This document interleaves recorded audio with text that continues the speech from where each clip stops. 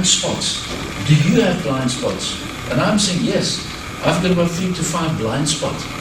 What are your blind spots? What are your blind spots in HR? What are things that you're missing? This thing of managerial infertility, I'm excited about talent management and talent review and all that stuff. But this concept of managerial infertility is, do we really reproduce? Or what do we reproduce?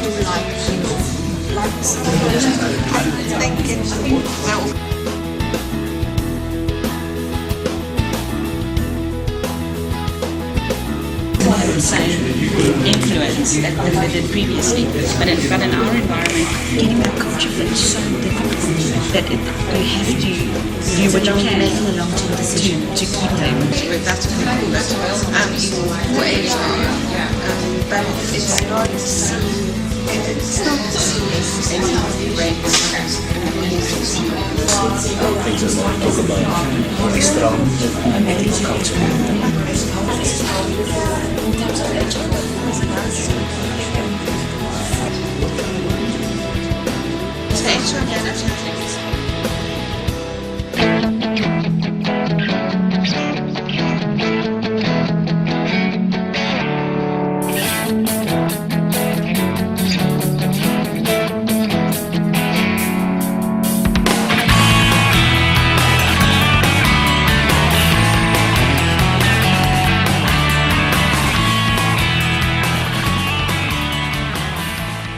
like efficiency and bottom line, those sorts of issues.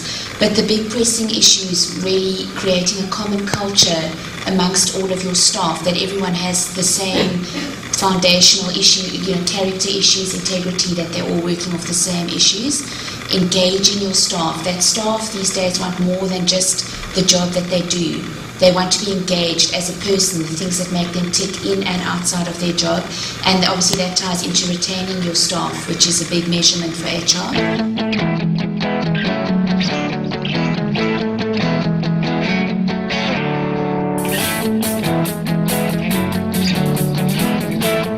Comment was made that sometimes we almost like dust off the books. We did that 3 years ago, and let's try and change it again. It didn't work though. So change fatigue was a big issue. Lack of leadership. Our question, by the way, was what are the challenges that you are facing in the organisation at the moment? The fact that organisations work in silos, there's no team, there's no leadership, pretty much the normal stuff. There's no HR systems that support performance, there's no performance culture, culture's sick. People feeling rushed, overloaded, working lots of time but not being measured on their output. So they don't actually know how they're performing, but they've just got to work. They've got to be busy, they've got to be doing things.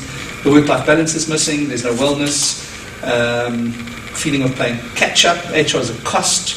The distinction between HR and line, and that there's a bit of a negative sense of HR is not adding the value that it's expected to add.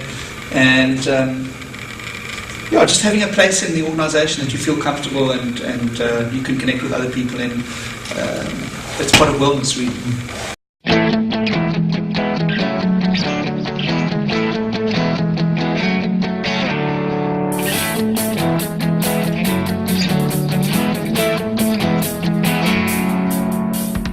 Start off on a personal note around having a lack of self-confidence within the organisation.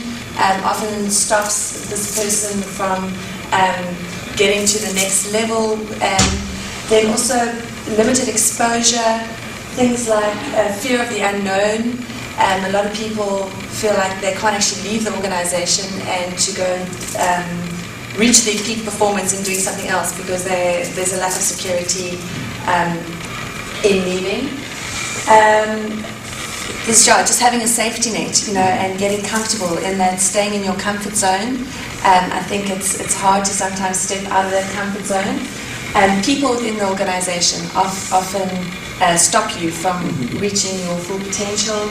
And those people also give you limited exposure in your position. So, I think a lot of people feel almost trapped within themselves and kind of need that just somebody to blow the lid off of their box so that they can be pushed to go into the next level. Old way of thinking from leadership. was quite a big one for a lot of people. You know, that you can't actually move forward because you keep getting pushed down and suppressed from the top. So I feel that leadership needs to also be able to be more innovative.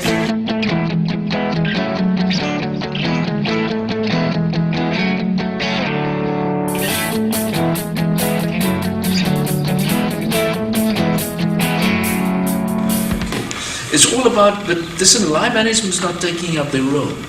We talk about measurements as unattainable. You know what I'm saying? It's the HR's job. It's not a job of management. It's lip service. Nobody's driving the DNA. We talk about things like there's no proper clear measurements. I love this one. It's theory, not books. Check my eyes. It's all theory, not books. And then there was an interesting discussion. Where is Bronwyn? I asked her, are you married? She said, yes, for 5 years. And I asked her, do you have measurements for your marriage? You see, and the whole discussion was, measurements is not only something for HR, it doesn't matter where you are. We've got to have it in place.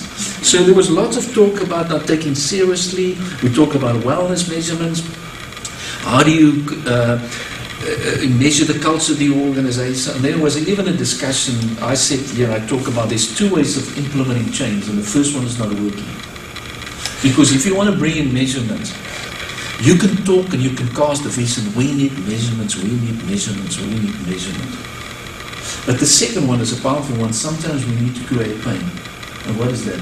If you want to be serious about wellness, measure it and sit down with guys and say, listen, you are in red or in orange or you're in green. This is a toxic work environment. Is it okay?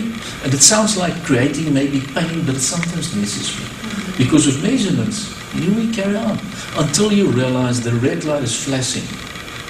You're not going to stop and fix the car or fill up. You know what I'm saying? And this is often what I see in HR.